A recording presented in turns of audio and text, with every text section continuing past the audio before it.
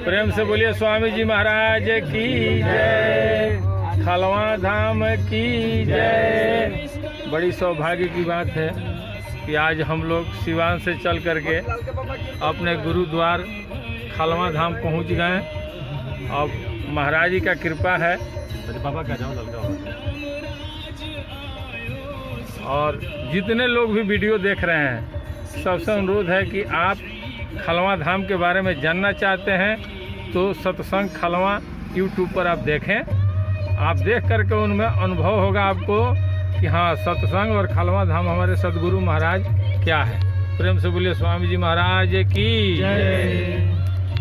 मैं श्री सदगुरु ध्यान और भक्ति योगाश्रम खलवा का शिष्य दुबे जी, मैं सभी शिष्यगण से हाथ जोड़कर प्रार्थना करता हूँ कि अगर आप जहाँ भी हो, जिस हाल में हो, अपने गुरु की हमेशा स्तुति करते रहिए, हमेशा वंदना करते रहिए। इसलिए कि गुरु से बड़ा कोई नहीं। हम कहीं भी रहें, चाहे जहाँ रहें, हम अपने गुरु की चर्चा करते हैं और करते ही रहेंगे। मैं श्री सदगुरु ध्यान और भक्ति योगाश्रम खलवा का शिष्य दुबे जी, ये मेरा दायित्व है कि जब तक मेरे शरीर में सांस है तब तक मैं अपने गुरु की वंदना करूं और गुरु की चर्चा हर जगह करूं। अपने महाराज जी का चर्चा हर दोस्तों में, हर मित्रों में, अगर कोई दुश्मन भी मिलता है उससे भी मैं गुरु की चर्चा करता हूं कि भाई हमारे गुरुदेव खलवा धाम के जो महाराज जी हैं, आप एक बार जाकर वहां दर्शन कीजिए, आपका कल्याण हो। आपको फायदा ही फायदा होगा। अगर आप खलवा धाम अपने घर से चल करके आते हैं और ये तपोभूमि आ करके हमारे महाराज जी का दर्शन करते हैं तो आप करके देखिए, आपको आभास होगा कि हाँ कोई बहुत बढ़िया शांति जगह हम पहुंच गए। लोग कहते हैं कि कहने की आवश्यकता नहीं है, हो जाता। अरे होता नहीं है, कहना पड़ता है। अगर कहना नहीं पड़ा होता तो कृष्ण भगवान को शांति दूत बन के नहीं जाना पड़ता। कहना नहीं पड़ा होता तो महाभारत नहीं होता। कहना नहीं पड़ता तो राम को वनवास नहीं होता। कहना नहीं पड़ता तो कर्ण का वध नहीं हुआ होता। ये सब एक माध्यम है, बगैर माध्यम का कुछ नहीं होगा। इसलिए गुरु का माध्यम शिष्य होता है। कोई भी, जितने भी आज भारत में संत हैं, वो सबके कोई न कोई ऐसा अनुयायी है जो आज उनका गुणगान करता है। और आज हम लोग भी अपने महाराज जी का गुणगान करने के लिए यहाँ बैठे हैं। और हम लोग ये सोच लें कि नहीं महाराज जी का गुणगान ही हमारा भक्ति है, तो उससे बड़ा भक्ति कुछ नहीं। आप कुछ मत कीजिए, आप 24 घंटा महाराज जी के याद में रहिए। आप कोई भी नौकरी करते हैं, नौकरी कीजिए, लेकिन महाराज जी को याद रखिए कि महाराज जी हम नौकरी करने पर जा रहे हैं, भोजन कर रहे हैं, खेत में जा रहे हैं, किसी से बात कर रहे हैं। हमेशा महाराज जी का स्मरण करते रहिए और देखिए आपका तरक्की होता है कि नहीं होता है। होगा, ये पक्का है कि होगा।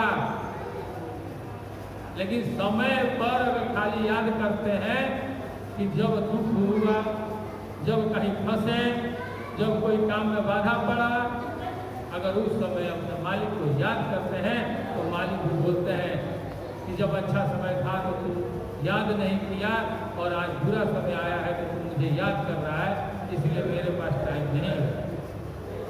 कहते हैं ना कि दुख में सुमिरन सब करे, सुख में करे न कोई। आज जो सुमिरन सुख में करे तो दुख काहे का हो। अगर हम दुख में सुमिरन करते रहेंगे, अगर सुख में भी अगर सुमिरन हम करते हैं तो दुख होगा? नहीं होगा। अनुभव नहीं होगा कि कब दुख आया। हमें अगर खुशी मिल रही है तो हमें यह सोचना चाहिए कि यह खुशी किनके चलते मिली है। यह खुशी हमारे महाराज जी के चलते मिली है। इसलिए कि हमने 24 घंटा में 22 घंटा महाराज जी को ही याद किया। ये हमारा दायित्व बनता है कि हम अपने सरकार अपने खलवा धाम महाराज जी का चर्चा जन जन तक करें। इस कुटी पर बहुत दूर दूर से लोग आते हैं। शिष्य का फर्ज क्या होता है? शिष्य का दायित्व क्या होता है? अपने मालिक के प्रति, अपने गुरु के प्रति अपने शिष्य का फर्ज क्या होता है? ये होता है कि हम खलवा धाम अगर जा रहे हैं, खलवा धाम हम अगर शिष्य हैं खलवा धाम के, और हम महीना में 4 बार ही जाते हैं, महीना में 2 ही बार जाते हैं, तो 2 बार अगर हम जाते हैं तो साल में 24 बार हुआ। अगर महीना में 2 बार हम आते हैं तो साल में 24 बार हुआ, 24 बार हुआ। और 10 साल का हम शिष्य हैं तो 24 दहिया जोड़ लीजिए, 240 बार हुआ। 240 बार में निश्चित है कि 50 बार तो ऐसे फ्री में हुआ होगा, यानी 300। हम 300 बार कुटी पर आए हैं 10 साल में, और 300 बार प्रसाद पा करके यहाँ से गए हैं। हम सोचते हैं कि हम एक दिन आते हैं, प्रसाद पाते हैं, चले जाते हैं। ये हमारी मानसिकता है कि हमने उस चीज को नहीं देखा कि कल हमारे साथ क्या होने वाला है, इसलिए हम निडर हैं। कुछ नहीं होगा, हमारे पास बैंक बैलेंस है, बेटा है, सब है, सब उठा के हमारा इलाज करा देगा, हमको कुछ नहीं होगा। ऐसा नहीं है। जब एक झटका आएगा ना तो सब पड़ा रह जाएगा। वही बेटा बोलेगा कि अब इनमें रुपया फंसाने से क्या फायदा, अब तो मरने वाले हैं, इनमें 50 लाख रुपया लगेगा, कौन लगाएगा? सब बेटा अपना अपना बांट लेगा। जब हम 10 साल में 300 बार भोजन करके यहाँ से गए हैं, तो 300 बार भोजन किए हैं, तो हमारा भी दायित्व बनता है कि हम जिनका नमक खाए हैं उनके लिए कुछ करें, उनके लिए हम कुछ करें। उनके लिए हम क्या कर सकते हैं? हम उनके लिए भजन करते हैं। ठीक है, हम भजन करते हैं। कौन देखने आता है कि हम भजन करते हैं? इतने लोग बैठे हैं, इसको कोई नहीं है जो भजन न करता हो, सब लोग भजन करते हैं। लेकिन क्या एक दूसरा व्यक्ति जाकर देखता है कि आप भजन करते हैं कि नहीं करते हैं? कोई नहीं देखता। इसलिए कि भजन एक निजी मामला है, वो हम करते हैं और हम ही जानते हैं। सामने वाला नहीं जानता है कि हम क्या कर रहे हैं। सामने वाला परिणाम जानता है। जब कुछ होगा तब वो बोलेगा कि आपने क्या किया, कि आपके साथ ऐसा हुआ।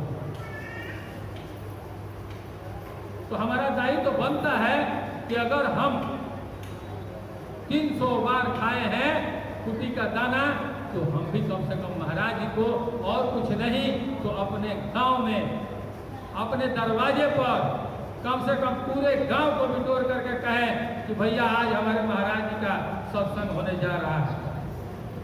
साल में 1 बार हमारे घर सत्संग अगर होता है और पूरा गांव बैठ करके प्रसाद पाता है, तो महाराज जी इतना खुश हो जाते हैं, कहते हैं कि देखो ये मेरा बेटा है, आज मेरा सत्संग कराया और पूरे गांव को खिलाया। अगर पूरा गांव खाता है तो टोटल गांव को पूछता है कि आज का जितने अरे भाई वो खलवा आश्रम के शिष्य थे, सत्संग कराए थे, इसीलिए सबको प्रसाद पवाए। देखिए लोग कहेगा कि प्रसाद मिला है, और वो दाना जब वो लोग खाएगा ना तो महाराज सबको कहेंगे कि कम से कम इसका दाना का लाज रखना है। उस घर का लड़का अगर कहीं बैठा है तो लोग कहेंगे कि बाबू तुम यहाँ से जाओ, तुम्हारे लायक समाज नहीं है। कोई दूसरा पूछेगा इसको क्यों हटा रहे हो? अगर नहीं ये सत्संगी घर का लड़का है।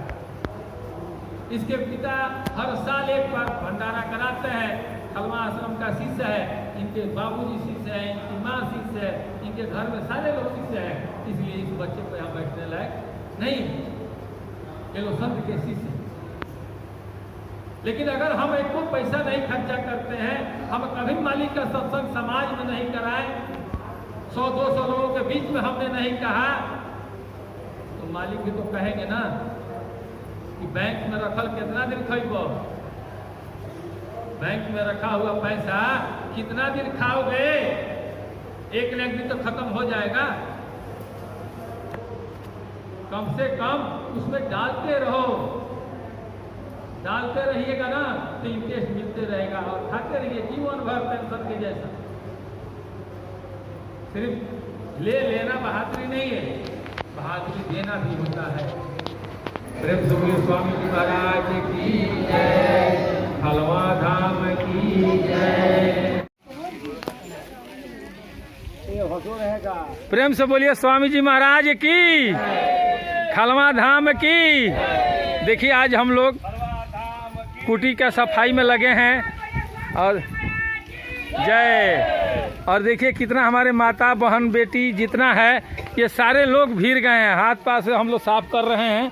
आज सारा सफाई अभियान है, चूँकि दशहरा है, दिवाली है और हमारी माताएं बहनें गाना भी गा रही हैं। देखिए महाराज जी का गीत भी गाते हुए सब सफाई कर रही हैं। प्रेम से बोलिए स्वामी जी महाराज की जय हो।